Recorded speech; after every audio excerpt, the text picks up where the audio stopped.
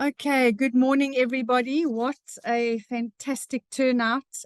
Thank you for making the effort. And today really it's positive. It's positive for the future of guides.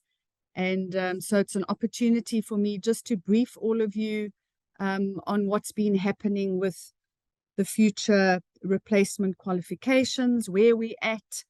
There are some uncertainties, some challenges we still have, but I'm just going to give you an update of where we are. And then really it is an opportunity for you to ask questions. So Bernice will jot the questions down. So I'll answer as many as I can in today's session. But if there's anything that I'm unclear on, we will type up all the questions and then we will attach it to the minutes that will be sent out. So we've done that over the last 3 days and that works quite well. So let's hope that that's good for everybody. But yeah, so the message is it's positive. FGASA is part of the process. We're in support of guides and in fact the entire industry that is together with us on this process. This is not just the guiding sector that's been affected, it's the tourism sector in general. All skills programs that have been registered with CASITA currently and in the past, all going through this change. So let me kick off. I've just prepared a little slide presentation. I'll talk you through it and then please just pop your hand up or just interrupt and ask me the questions as we go along. So maybe after a couple of slides, we'll just take a gap and then we can answer the questions. All right. We've still got a few people joining, but let's get cracking.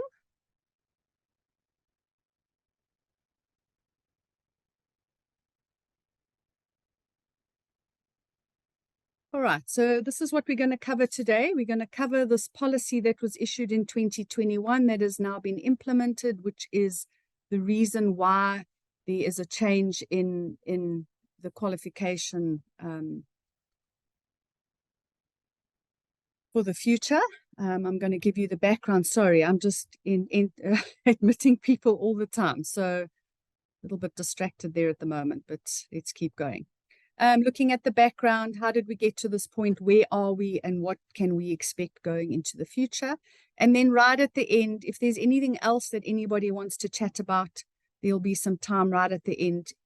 Doesn't matter if it's not related, if it's FGASA related or guide related, we can give opportunity right at the end for you to ask questions as well.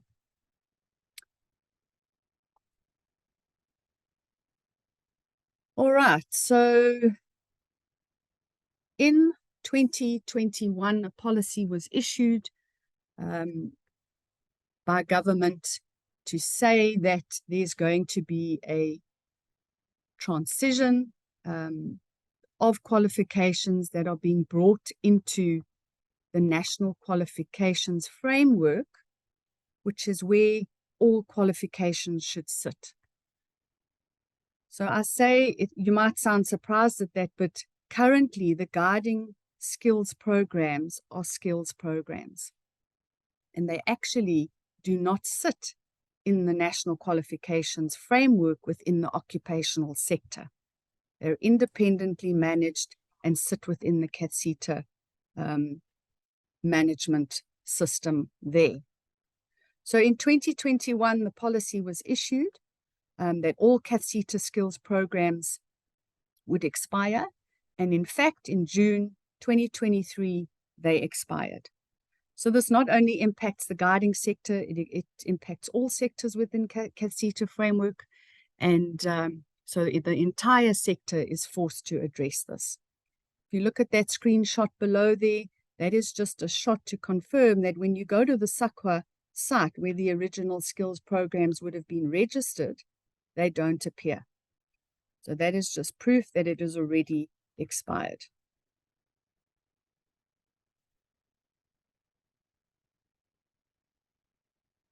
So the current programs we have will run until June next year. So what that essentially means is that anybody wanting to still become a guide on the existing NQF2 and NQF4 skills programs, they've got until June 2024 to register, get into the CASETA system, and then they have 3 years after that to complete the qualification. It also means that anybody that is currently in the FGASA system that wants to move from an NQF2 up to an NQF4, it also applies to those people. So anybody that is currently in that system, we're encouraging them to formally get the admin in, and obviously FGASA is here to support and make sure that that happens. And then it means that after June next year, a replacement qualification should kick in, but the existing people that are still registered and are en route to becoming qualified have 3 years to complete that. So just remember, we're talking now specifically in the FGASA landscape, we're talking specifically about NQF2 and NQF4 programs that we are accredited with or accredited for with the CASETA. Other development professionals, assessors, mentors, anything beyond NQF4, that is FGASA specific and will not be impacted because those are FGASA programs that are not within the framework at this point. So we urge all delivery partners and sites that are training with FGASA and self-study guides to make sure that if you're wanting to get in now, to register as a guide or to develop your team to get to the next level, to NQF4, we need to do it over the next few months so that we can have everybody in the system by June next year. That means they're in the system, and then it's just a matter of putting in the assessments after that so that certification can occur. All right, so the National Qualifications Framework is a comprehensive system for the classification, registration, and publication of quality assured national qualifications. The QCTO is responsible for the development of the qualifications, the maintenance, and the quality assurance of standards. So what that means is we will be moving away from the skills program. We will be moving into the new framework within the QCTO, and we will then be managed by the QCTO in this framework. Okay, so the QCTO's role is to actually manage all qualifications within South Africa. That ranges from school qualifications to occupations to higher level qualifications. So what happens then is the QCTO manages the qualifications in the framework, and naturally it is now managing qualifications that have already been registered with SAQA. And it's also responsible to develop qualifications. So there's been lots and lots of workshops and surveys and work done by the QCTO and the CETAs and higher education to establish what skills are needed. What skills are needed in tourism? And so we are definitely part of this entire process of bringing the occupations into the framework. So where does it sit? If you look at the Minister of Education up there, they empower SAQA and the QCTO to establish what the sector needs, what qualifications are needed, and then what the management of that would be. So right below, you can see the National Qualifications Framework is where it all gets managed. And this is what this looks like. I'm sure most of you have seen this, but if you look to your left, on the bottom, you have 1, 2, 3, 4. Left, which applies to the school qualifications, where you'd have matric, for example, at the national certificate level at 4. And then above that, you've got all your higher education qualifications, your diplomas, your degrees, your masters, etc., etc. And then on the right-hand side, you've got the occupational qualifications. And that is where we are talking about right now. We are talking about the fact that guides are going to be given an opportunity to exist in this framework as an occupation, which is really positive news. As I said before previously, and what we have now is a skills program that's not in this framework. So it really is positive for guides. Any questions? I'm going to stop right there. Any questions at this point?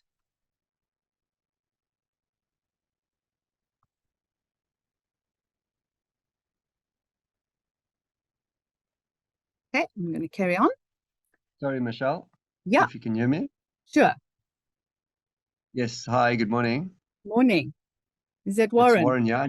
Yes, how are you? Good, thanks. Okay, I just wanted to find out on the national level up to NQF4, I can understand I'm on the same page as that. But my question is going further into the FGASA program, like level 3 and upwards, how come it's not registered as a NQF 5, 6, or 7 yet? Okay, so Warren, what has happened in the past? The professional program as we know it within FGASA, I'm not sure if it could have been registered in the past, but it hasn't been registered for a very long time. It really is about, there are implications, there are financial implications for government in terms of funding a process like this. So you can imagine this is a process that gets funded by the various departments to be able to bring these qualifications into the occupational sector. So I'm not sure of the reasoning previously why it was never scoped fully. I can't see that in the immediate future it would be included here. But as I said at the beginning, we will continue with that being a FGASA specific going forward. And I'll touch on that at the end, because remember, we also at the same time are, we've already submitted for higher education. So we're busy with various processes at the moment. But right now, this is just tackling entry level going forward for guides. Does that answer your question?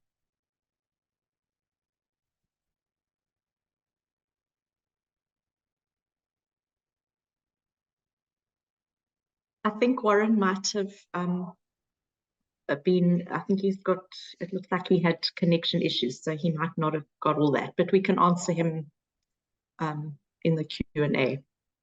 Okay, fantastic. All right, so sorry, I'm still admitting people here. It's so fantastic. So that's just to put you in the picture of what is trying to be done. It means then that the QCTO is going to be the body that will manage all of these qualifications that you can see here, whether it's at a school level, whether it's at higher education level, or whether it is going to be an occupation. So you probably wonder, why this was never done before, but the occupation for the safari sector in particular, or even adventure guides, doesn't exist in the current index that South Africa has. So there's an index of occupations, and in fact, it's actually based on an international index. And if you go on there and you search for field guide, or you search for a safari guide, or you search for other specific guide categories, they don't exist. So that is why this is a brand new process starting from scratch to actually write up a new name and a new occupation for guides. And so that is why this is quite a process that needs to be done. It would be very easy. There is one code, and that's tourist guide. So it would have been very easy if all the guides agreed, all the sectors agreed, and industry agreed that that would be the code. But it's not as simple as that, because the skills differ so vastly between adventure guides, culture guides, and nature guides. So I'll get onto that in a second, but that's essentially what we we're doing and what we are part of at the moment. All right, so how do we move forward and how is this done? So the purpose right now is to find out and define what the job is in a fairly simplistic fashion. So new qualifications are being rescoped and mapped out across the tourism sector within South Africa. And as I said, it doesn't only apply to guides. This applies to receptionists. It applies to chefs. It applies to front office managers. Any skills programs that existed out of this occupational framework. All right, and the qualifications will then be implemented and managed by the QCTO, as I've already said. And then FGASA has already been appointed as the assessment quality partner. So what that means is that the QCTO has to manage quality assurance. They've got to manage that learners are able to learn in the process according to criteria and standards. But that quality assurance has to be managed. So from learning to certification, that process needs to be managed, and FGASA has been appointed as the assessment quality partner. So we already have that system in place. It just means then that they will be continue with visits, etc., to ensure that training is happening according to what has been set in criteria.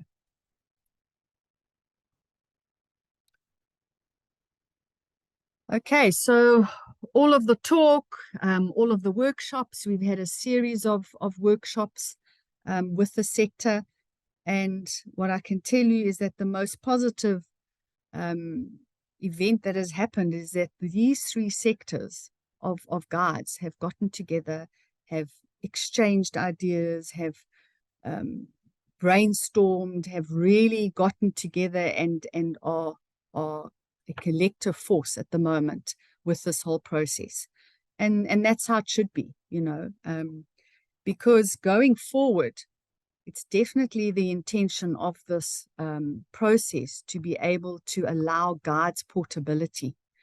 So for example, if you wanted a guide or a guide wanted to start off in nature and wanted to end up or supplement their qualification with adventure, like a marine guide, for example, that could be in nature and then wanted to branch out and specialize in scuba diving, whatever, they would be able to do that. And they'd be able to carry their credits with them and be certified with that going into any other sector. Or if you wanted a guide that wanted to also be a culture guide, the credits already obtained would be recognized. So that is really, really a positive. And the big agreement across all sectors is that there are going to be generic modules. So if you look down at the bottom there, you'll see the stuff that is generic is caring for guests, planning a guided experience, research, communications. How do you manage groups of guests? The legal implications. Have you got South African knowledge? Basic guiding admin, first aid, etc., etc. Those would all be the basic modules that would need to come into this generic module. So the thinking is that doesn't matter what sector you're going into, all guides will have to complete those generic modules. And then naturally they'd have to specialize. Because you couldn't send a guide in the safari industry, for example, you couldn't send them just with generic into a safari situation. They need skills for that. So definitely in the nature side, it would be coupled with generic plus all the skills needed to be able to operate in an open vehicle, for example. So this is what's been recommended in the initial stages. Okay, and then we go one step further. It's also been discussed at great length. What do we call this occupation? Now I'm talking specifically on the nature side. There were a series of names that were put forward. It's not up to us in these preliminary discussions to make any decisions on that. These are just recommendations that now go or have gone already to FGASA and the QCTO to say, listen, nature guides have gotten together and these are the definites that have come out of these discussions. So we don't know what that category or occupation is going to be called. Could be nature, could be field guide, could be ecotourism guide. We don't know.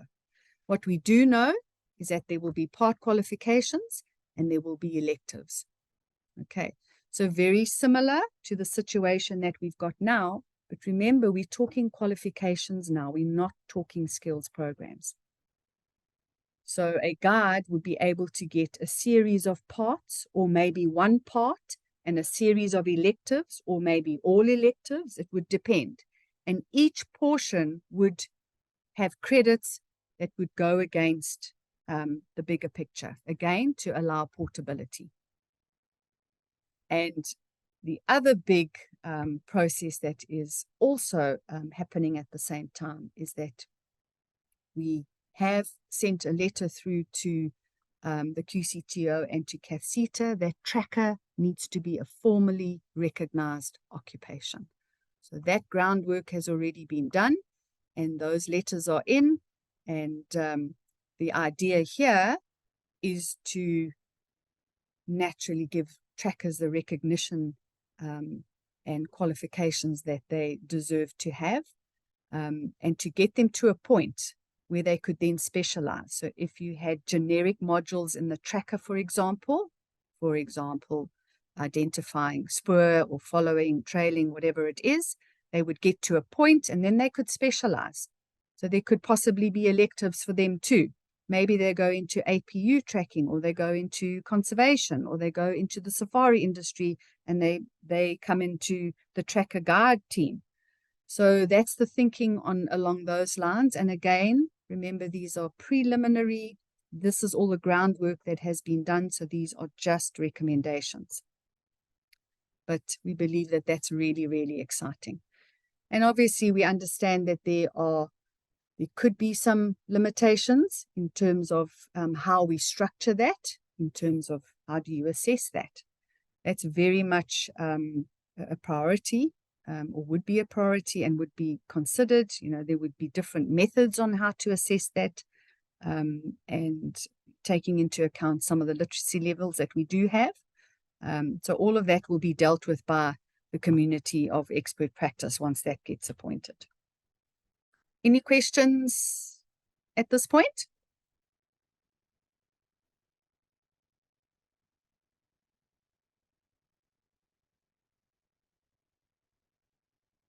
I can't see any hands up. So Bernice, maybe just help me if there is anyone with a hand up.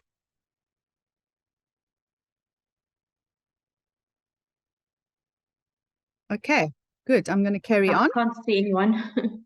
Okay, thank you. All right, so what we do know, just to finish off here, is that these categories here on the left, those were the unanimous categories. And remember, again, we're speaking on behalf of the entire nature sector, not FGASA specific. Field guide, marine guide, trails guide, birding guide. These are some of the things that were put forward. There were many others like geology guide, etc., etc. So this is just, again, preliminary, but definitely field guide, marine guide, and trails guide were unanimously accepted as occupations that needed to be scoped. All right, so how does that look? So once the occupation is decided, okay,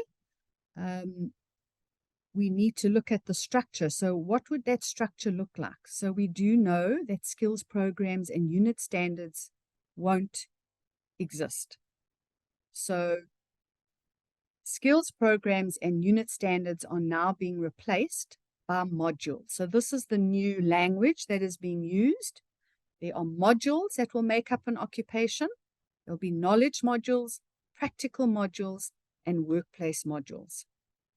So it's a new template, if you like, or it's a new recipe on how the qualification will be scoped. And that would apply to every single one. That is going to be the structure. And what we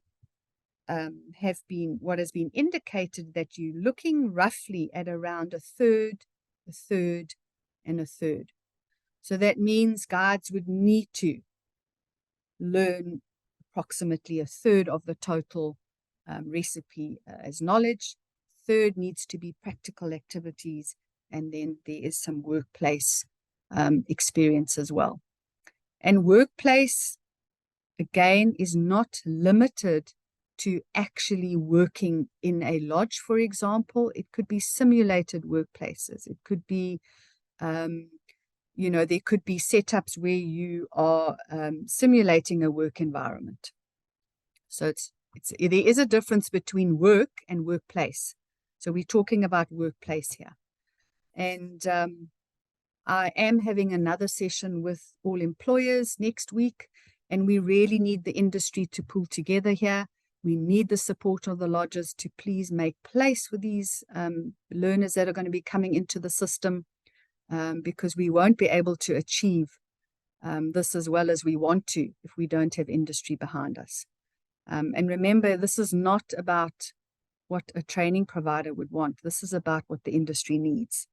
And that's also very important to note. In all of these discussions we've had, industry has been involved. They've been part of these discussions. So that's just an important note to make. So any of you that are senior guards, that are head guards, or are safari managers in your workplaces, it's really, really important to encourage your management, your ownership, to log into these sessions, or to contact us if they need their own, you know, additional information. But it's really important that we engage with industry and collectively we create these opportunities.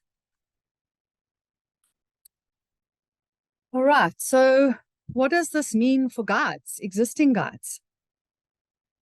So what we did is together with the adventure sector and the culture sector, we submitted a formal letter to the Department of Tourism asking for what is the transition plan? What is the plan for existing guards? What is the plan as we move over to this new system?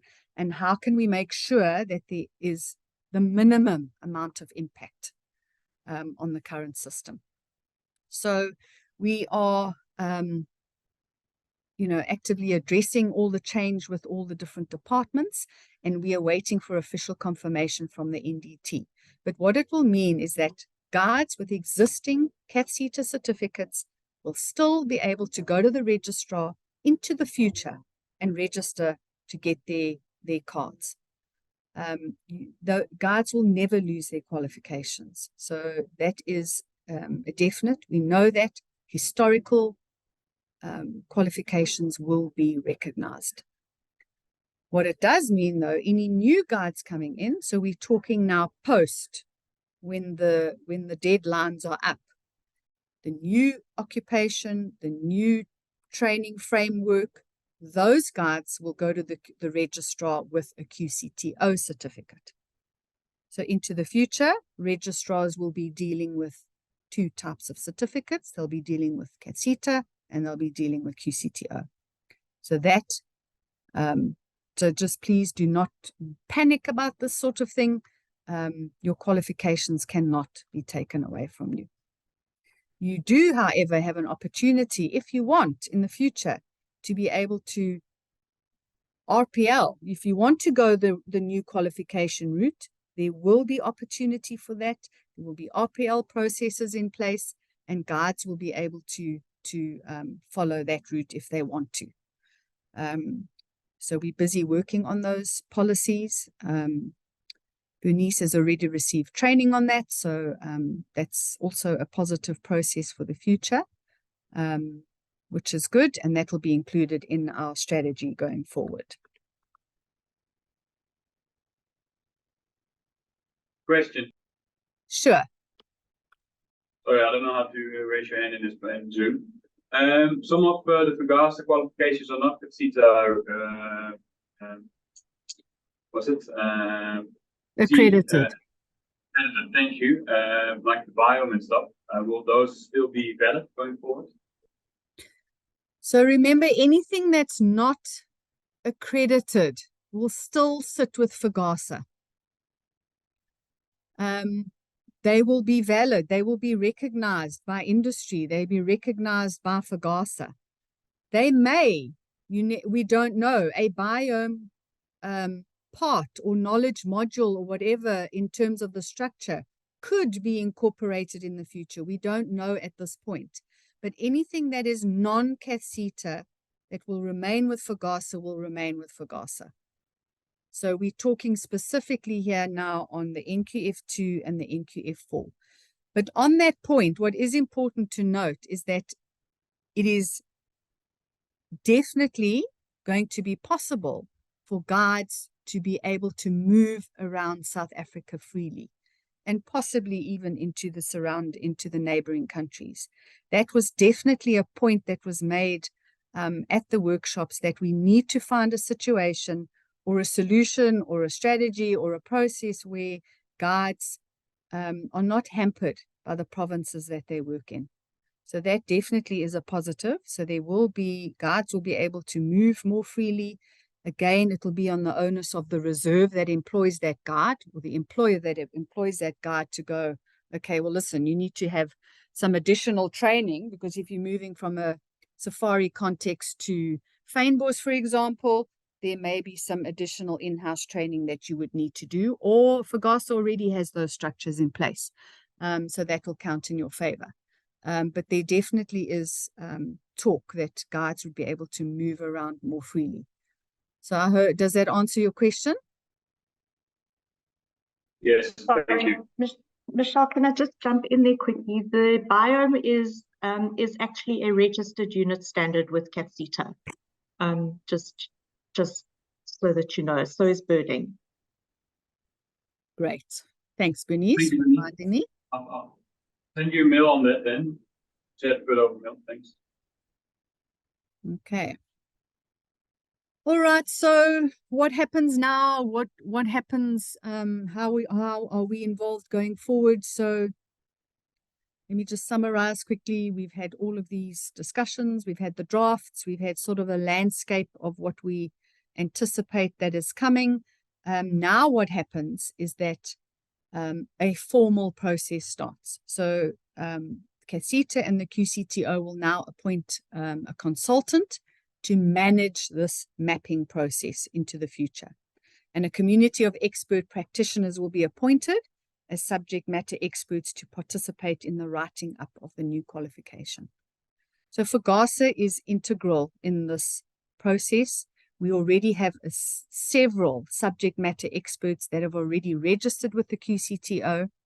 And if there is anybody here that is an expert and has the qualifications and the expertise to be involved in this process, please, you are free to register with the QCTO as a subject matter expert. The more people, the expert that we have in this process, the better. So what that essentially means is that this community of experts, once they are appointed, will then sit around a table and write up this qualification. And our role will be very big in that process going forward. We already have several FGASA people that have registered. So that is exciting. We will have an opportunity to possibly influence the way things would be. And we're also looking, and remember, this is an opportunity to improve. So let's look at what doesn't work. Let's look at what additional skills guides do need. Let's listen to employers. We've had a series of workshops as well. What are employers looking for? What does the sector need? How can we adapt and include those modules into this occupation going forward? All right. And then lastly, yeah, is there somebody? Sorry, Michelle. Sure. Can you hear me? Yes. Just a question on the CASITA and the FGASA situation. So there's a few of my colleagues as well. What we've done the CASITA NKF2 with all the tracking level and so on and so on. We just in the past. We just want to know with the new syllables coming in, is it going to be a new effect on FGASA? Do we need to do FGASA from the beginning again, or what's happening there? It's, because like I said, we only CASITA qualified. Oh, okay. Just remember, FGASA is always going to have its structures. We will apply to the QCTO for accreditation as a skills delivery partner, and we will be one of several as it exists now. Remember, there is already the structure in place where you have the skills program, and then you've got the accredited providers. So we are the CAFCETA accredited provider, and we are one option. And that's always been the case, and that will always be the case. So guides will have their own choice as to whether they, whichever route they go. I mean, they can go, they can approach any delivery partner to gain their qualifications. As it is now. It's not mandatory for anybody to do FGASA. Michelle? Yeah. Excuse me, I just wanted to clarify. So what my colleague has mentioned is that we both went through the training. We got like tracker qualification. We got FGASA NQF level 2, level 1, but we are currently in the process of studying NQF level 4. But we just a bit concerned because we're in the workspace and time is also of essence. We just want to know what is the almost like a humane time frame to write the exam. Does it have to be done in 6 months, or can there be extra time given? Can you write the exams in different sections? Is the client care and handling and the FGASA exam all written on the same day? It's just, it feels like if we don't have NQF level 4, then we might not have our work position. Okay, so I'm not sure if you logged on a little bit late onto the session, but what we are encouraging is that anybody that is in the process, so you are one of those candidates, and sorry if I didn't answer that previous question specifically, but if you are in the process and you are moving now from NQF 2 to NQF 4, as long as we have you in our system and that we have inputted your application into CAFCETA by June next year, you will have 3 years after June next year to achieve that. Does that make sense? Okay, copy that. Thank you very much. Okay, so that's why we say if anyone in the system, let's get you into the system. Remember, CAFCETA applications have also changed over the years. Now it's a new application if you are moving from 2 to 4. It's a new form that needs to be signed by yourself. And I'm sure you're all aware of it. We've got Hermia in the office. She's the lady that will get you the form, submit your ID, etc., etc., etc. But as long as it's done by June next year, that you're in the system, then it will roll out to the period of the 3 years. So we then have 3 years to do the theory exam and to do the practical assessments.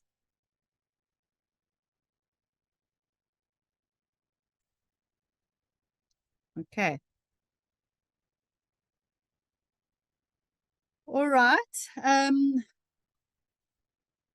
So once the consultants have created the occupation, it goes for public review, and again, be involved, go through it, give input if you need to. There will be a public participation process. If everybody's happy after that, it then goes to SAQA, and then it gets registered with SAQA, and again, there's a public participation process. So this is a long process, but there is opportunity for people to track it and get involved along the way. Because remember, what we want is we want to create a qualification that industry needs, not have any qualification that's not applicable. So that is why there is this process of participation, which is really a good thing. And this is what it would look like. For FGASA, hopefully, we then are accredited as a QCTO service delivery partner in the future. We will then have partnerships with our delivery partners, as we do now, for those that want to go that route. But we're also going to improve our self-study for learners where it's more accessible to them.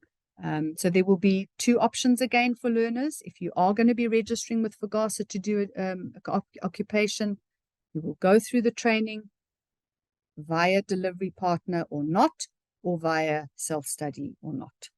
So that is how the model will look into the future. And remember, FGASA will be one of several delivery partners with the QCTO, just as we are now with CATSETA.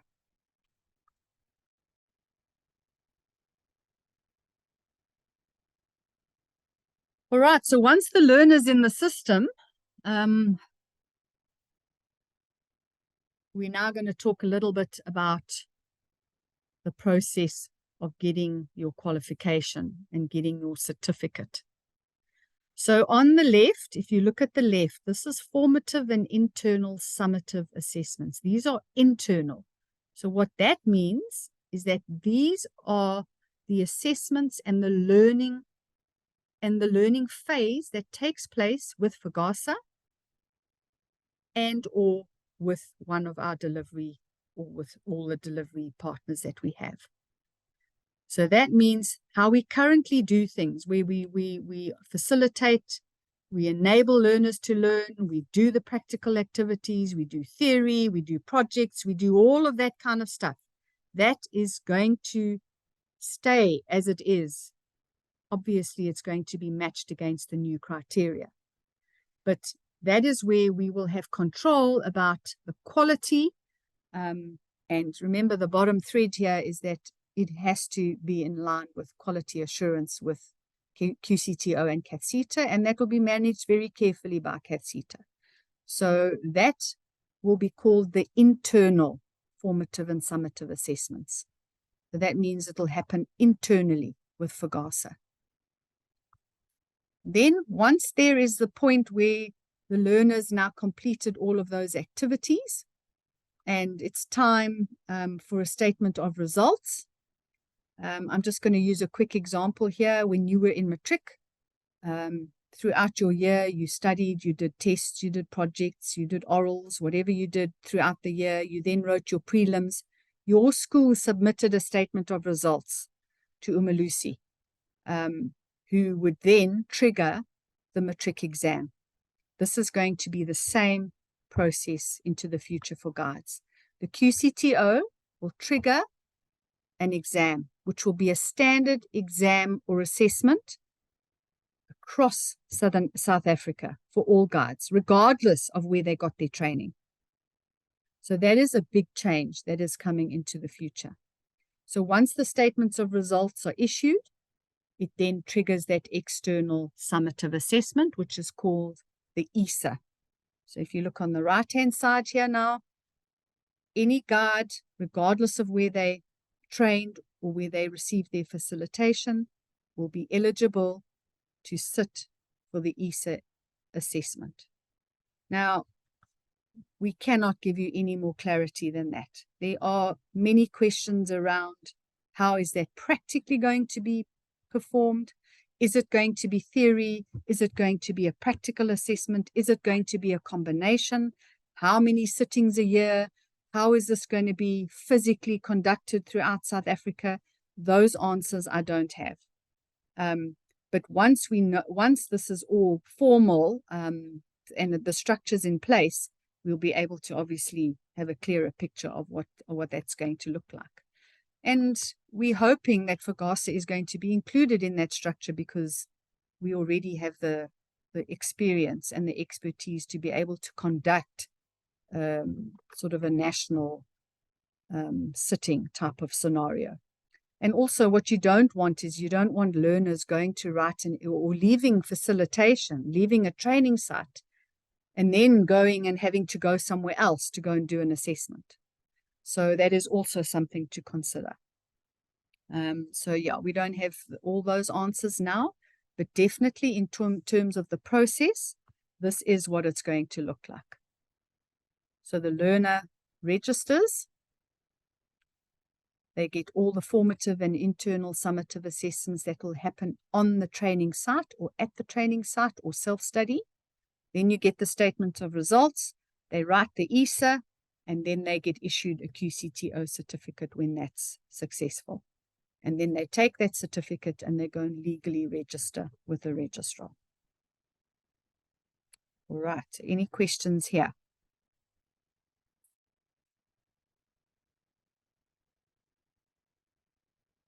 Michelle, can you hear me?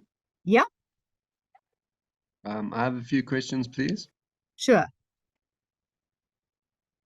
So in terms of the RPL, as I understand it now, the guard will only be able to RPL up until the NQF4, is that correct? With the QCT? Oh, What do you mean specifically? Remember, we're talking, so RPL is a separate process. That process would be worked out. There will be a policy, a FGASA policy that will be in line with what the QCTO would expect from RPL processes. We don't know what that's going to look like, but a guard might have to do, he would be definitely recognized for whichever NQF2 or NQF4 that already exists. They will be recognized for experience. They will be recognized for all the other bits and pieces that have been achieved. They may have to do A, B, and C, for example, to be able to RPL. So that is a separate process to this process that's on the screen here. This process would be new people coming into the system, into the future. okay. And then is it been established or defined for the QCTO to go further than the NQF4 in the guarding industry, or can they only go up to an NQF4 at this point? All right, so we don't know where it's going to sit. So if you remember that NQF, let me just go back there.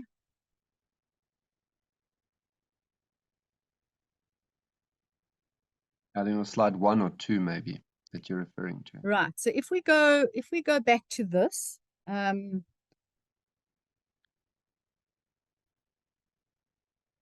remember what happens is that the community of expert practice, they go, okay, what is the job?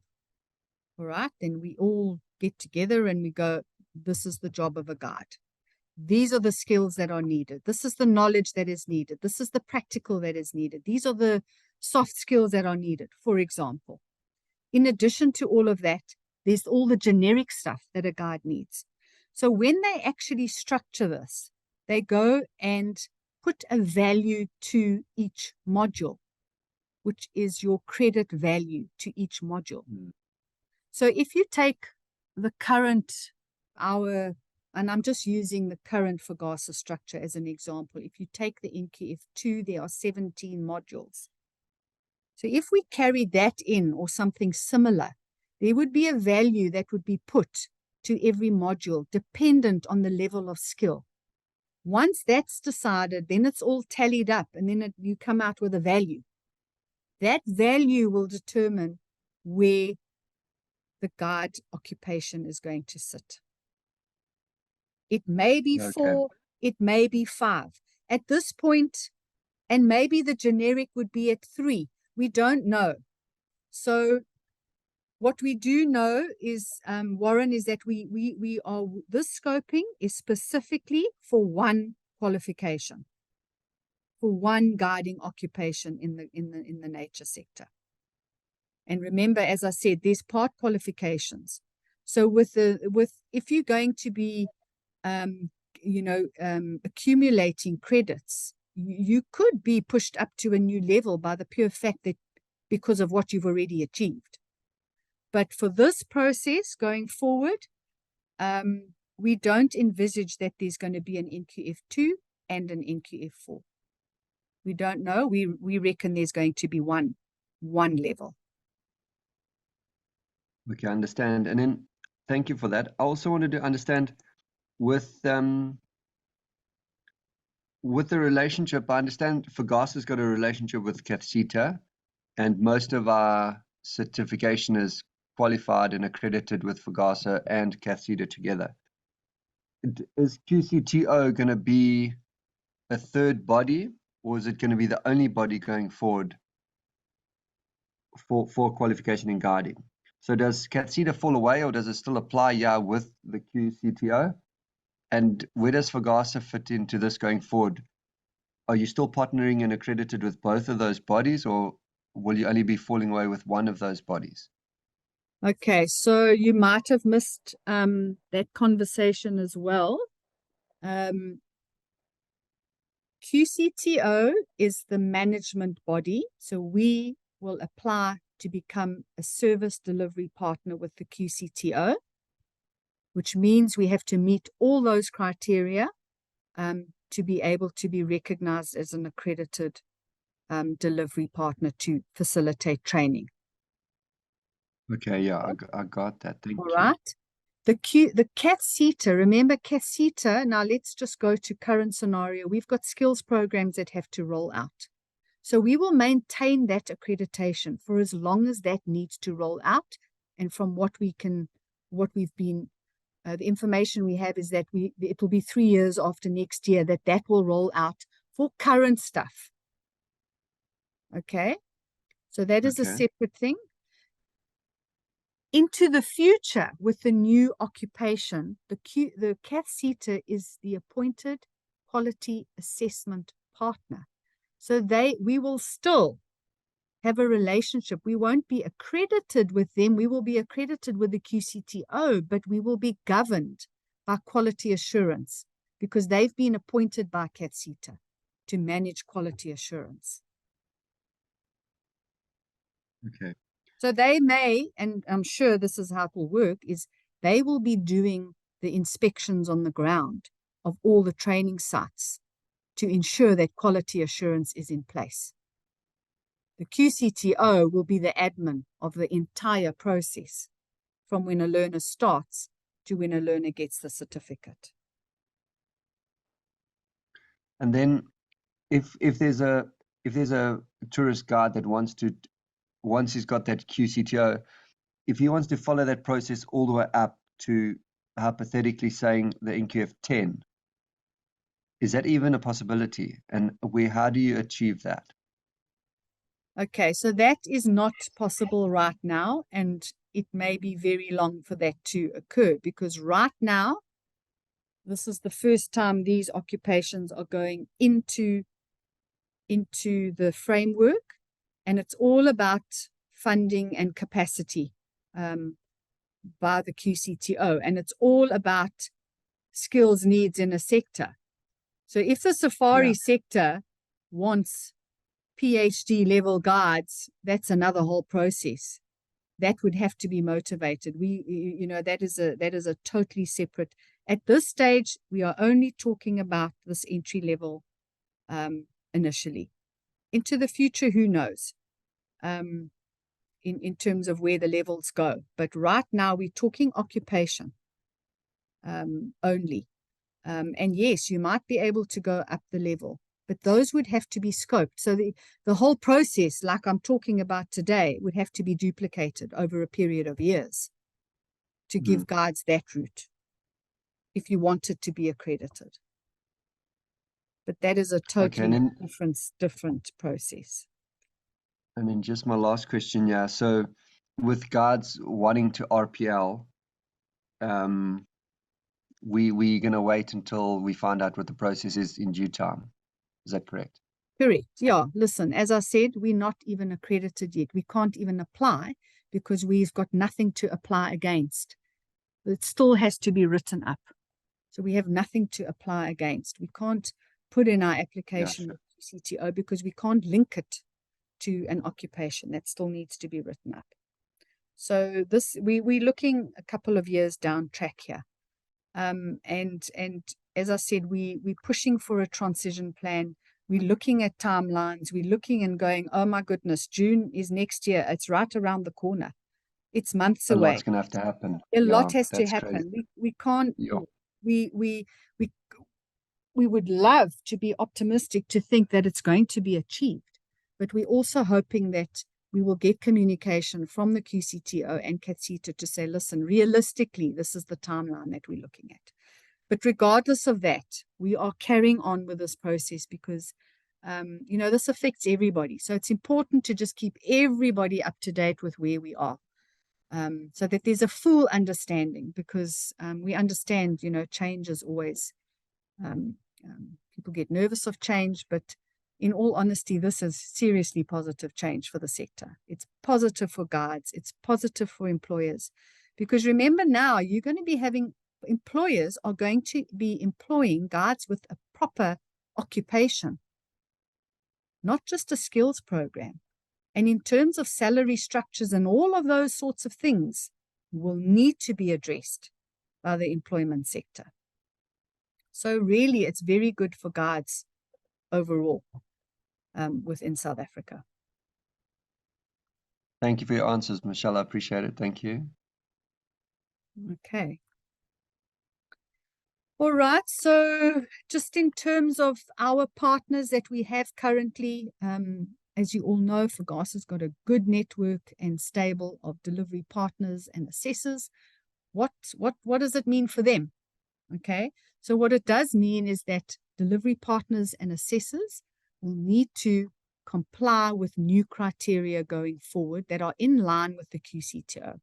And again, I just refer back to the fact that whatever the requirements are for the QCTO for FGASA, we will need to make sure that we are in line with those policies and procedures.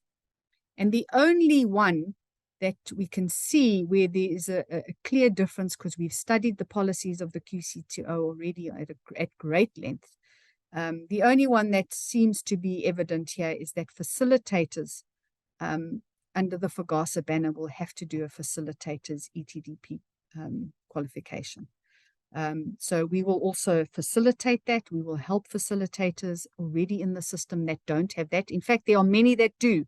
Many of our facilitators have already done those unit standards, but we will help and support and facilitate opportunities for that going forward. But at the end of the day, there will be new agreements in place. There won't be MOAs anymore. There will be service level agreements, because theoretically, assessors and delivery partners will be contracted in by FGASA on a service level agreement basis.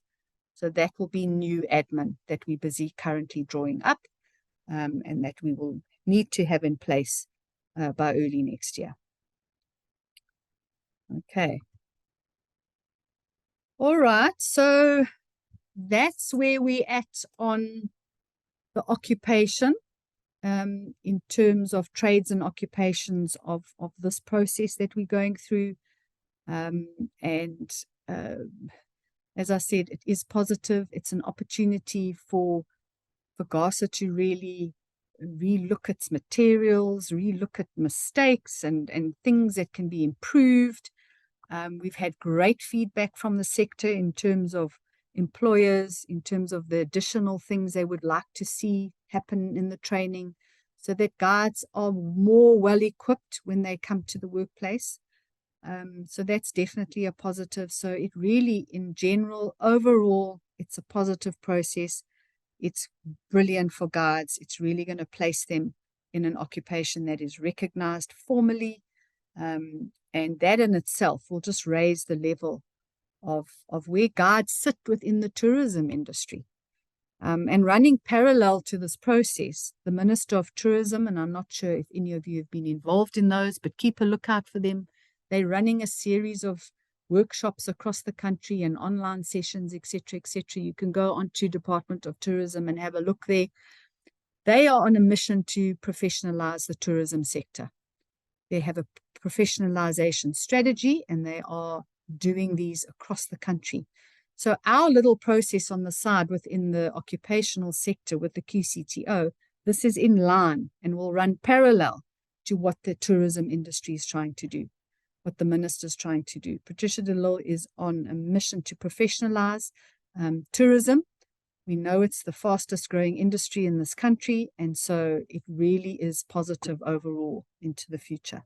So jump onto any of those sessions if you can, just to hear more about it. But it's, at the end of the day, the bottom line is professionalizing the tourism sector. Okay, any questions before I just chat on my last point? Anything, anybody else?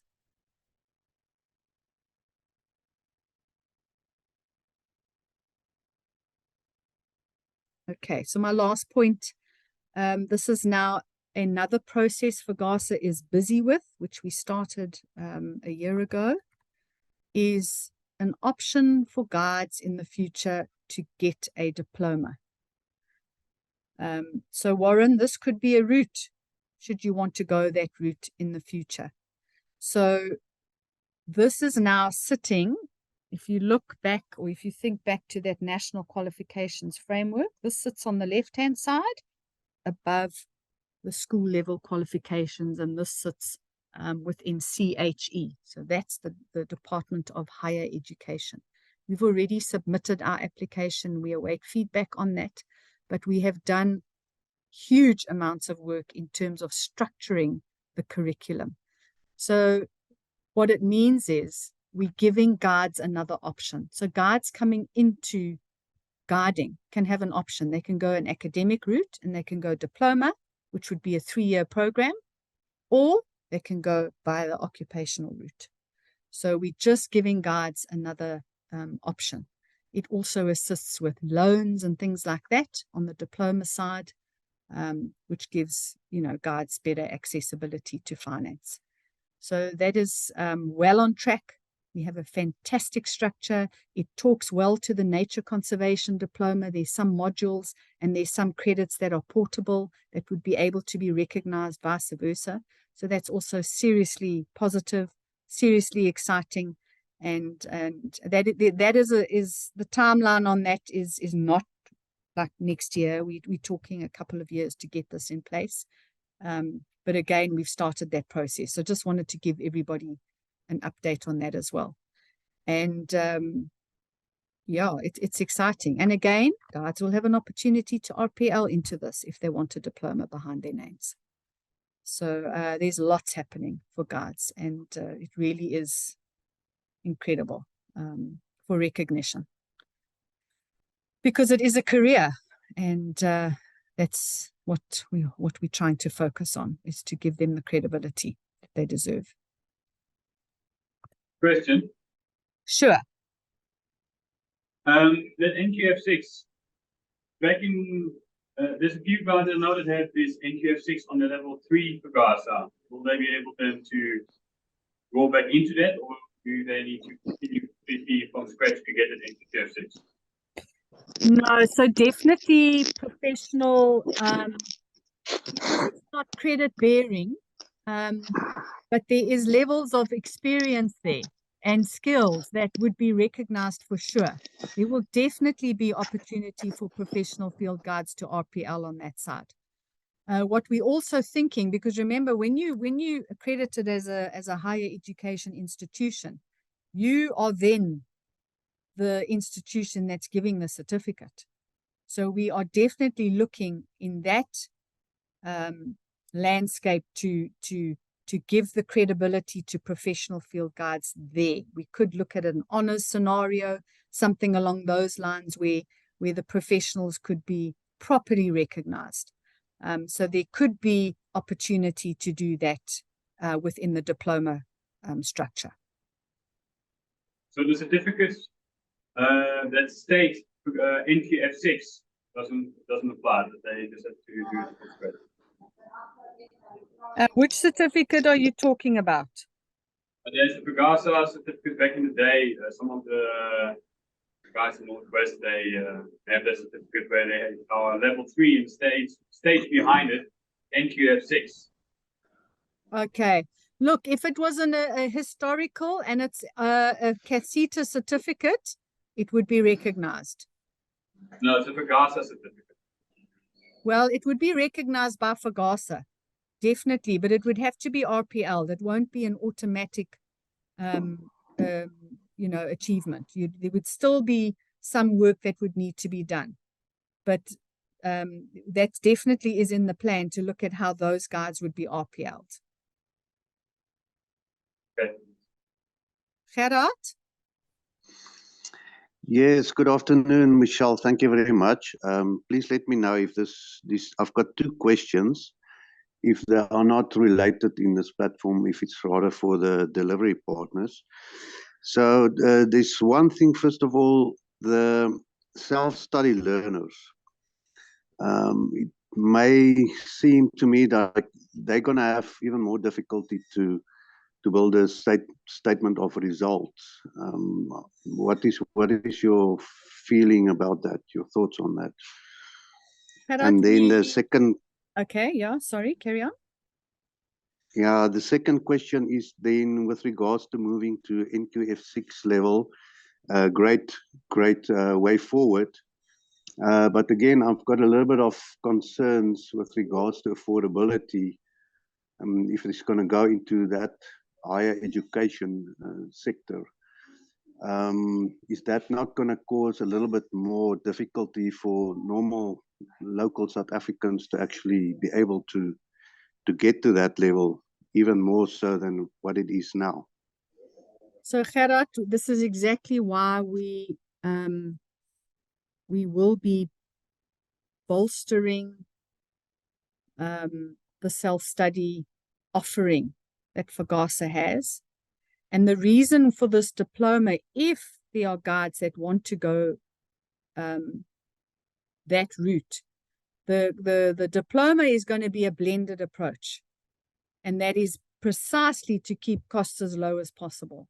So FGASA will have to, if it's successful in that application, will have to provide opportunity for self-study learners. And even on the occupational side, we understand fully. And that is why, remember, at the end of the day, that is our focus, is to provide that opportunity for self-study. But we want to work with our partners that are in this with us. So we definitely have to look at our resources, look at how it is structured currently, and improve that for self-study. Okay, thank you very much, Michelle. That sounds really fantastic. Thanks for that. Okay, pleasure. All right, well, any other questions, anybody? Should we look at the chat? Are there any additional questions? Bernice? I have a question. It's Shani. Hi, Shani. Yes, okay. I am a guide. My son, who is 18 years old and is still at school, he wants to go the same route. So he wants to do his NQF2, but I want to find out at what age can he do it? Can he do it now at 18? Shani, he can. Just remember, he has to be 21 to legally guide. There are requirements in the Tourism Act that a guide needs to be 21 to be able to guide.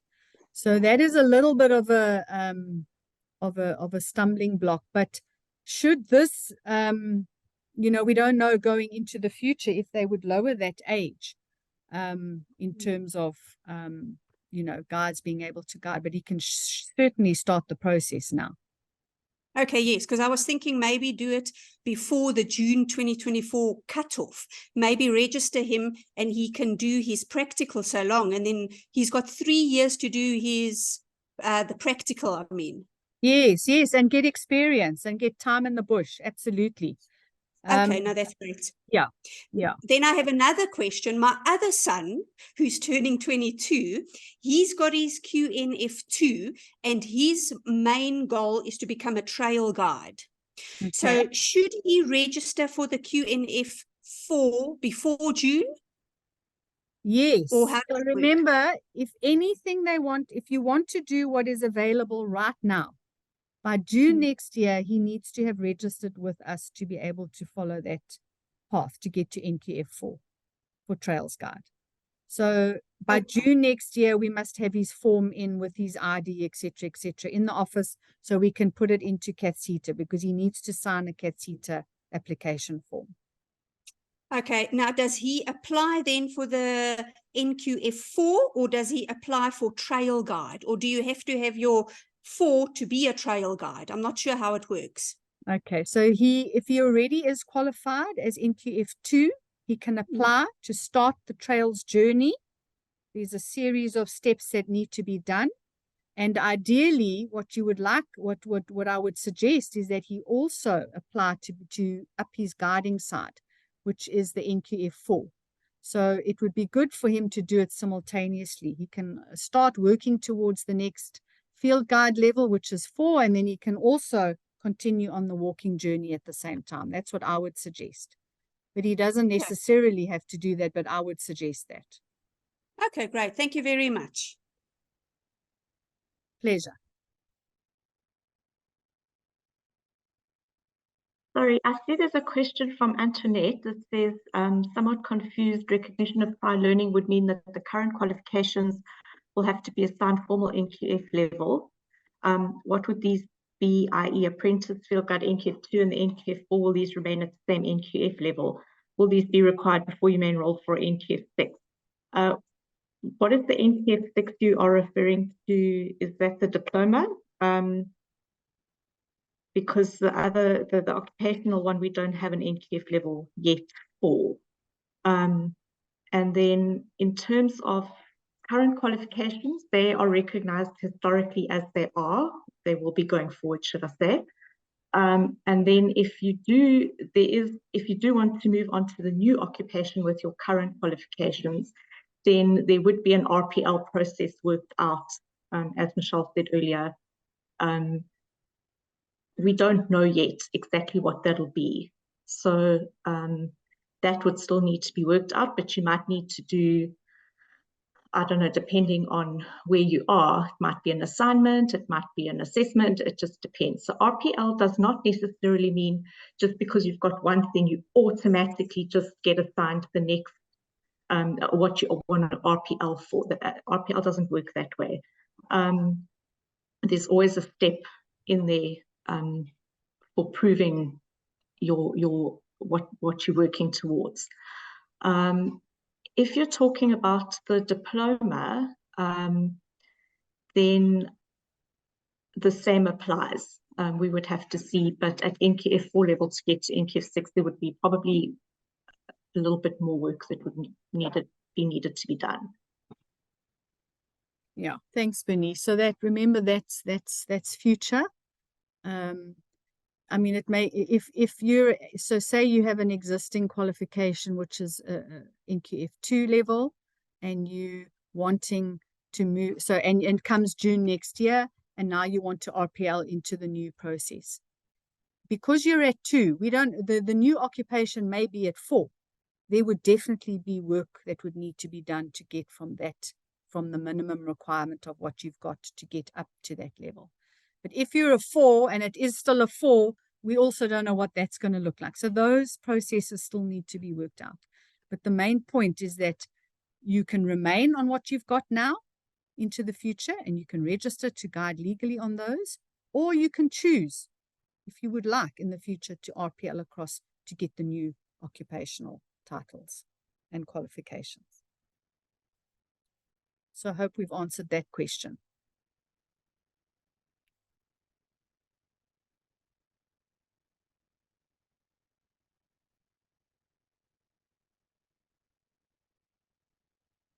Any more questions, anybody?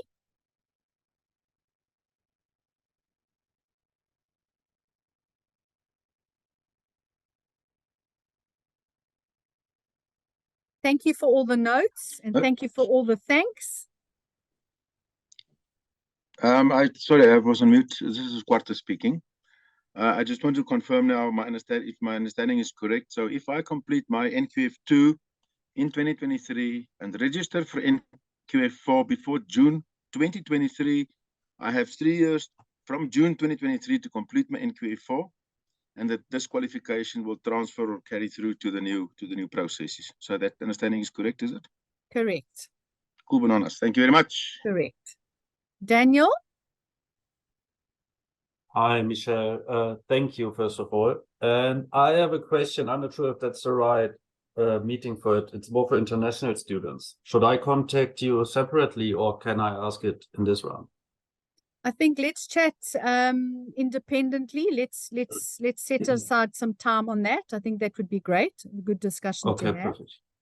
Thank you so much. I will write you an email. Thanks, Daniel. Sean? So I wanted to find out about the internet, about the professional guiding qualification. Would there be any point in me continuing the study for that now, or should I wait until the framework's been put for the old level 3, the professional guides qualification? Look, we can't see that happening. That's got to be a sector-driven process. It's not for FGASA to push that right now. And I think with everything that's on the cards, that is not on the immediate horizon.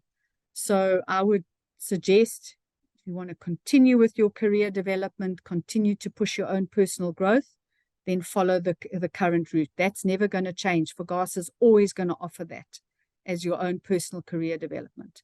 And with that comes opportunity in terms of assessing and facilitating, etc., etc.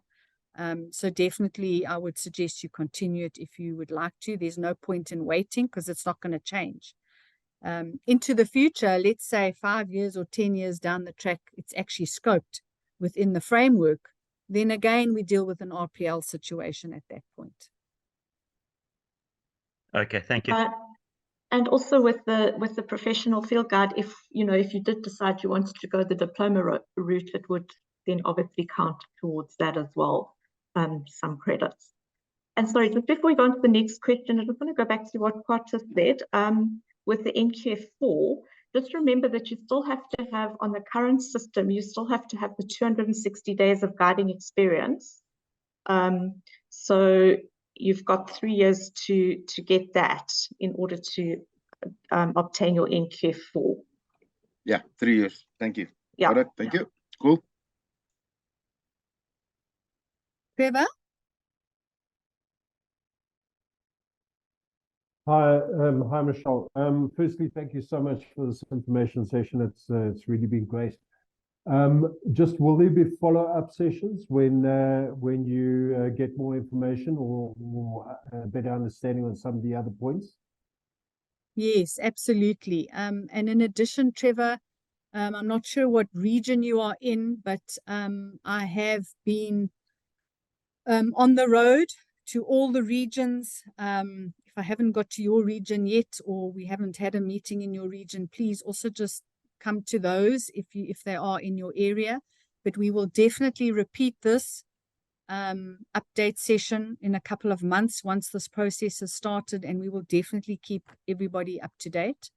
And we, as I said, there's a very clear communications plan on this, because we really need to make sure that it's the correct information and that there's a full understanding of what's happening, to just avoid panic and that sort of thing. So definitely, yes. And if there's anyone that has any question that you want to ask personally, just drop me an email. We can have a phone call anytime, no problem. Thank you so much for that. Pleasure.